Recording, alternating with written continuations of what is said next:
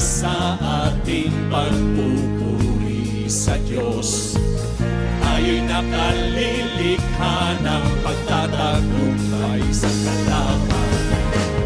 Lalo't kung ang puso mo'y tapat sa kanyang kalooban, at iyong ituon ang puso sa pagpupuri sa ngalan niya, at sa pagbanggit ng ngalan niya, nanginginig ang kaaway.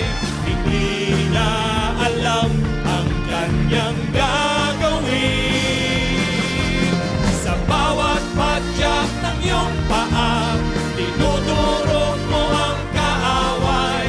Sa pagpalakpak ng iyong kamay, nabibingi ang kalaban. Itaas ang kamay at iwagayway, at saka sumigaw ng sabay-sabay at magpuri sa dakilang pangalan niya.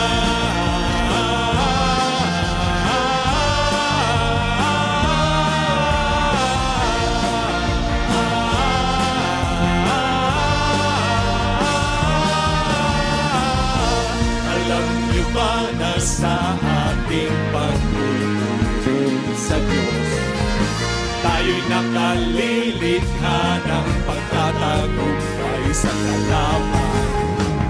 Lalo't kung ang puso mo'y tapat sa kanyang kalooban, at iyong ituon ang puso sa pagpupuri sa ngalan niya, at sa pagbanggit ng ngalan niya, nanginginig ang kaaway. Hindi niya alam ang kanyang gagawin. Sa bawat padyak ng iyong paa, dinudurog mo ang kaaway. Sa pagpalakpak ng iyong kamay, nabibingi ang kalaban. Itaas ang kamay at iwagayway, at saka sumigaw ng sabay-sabay at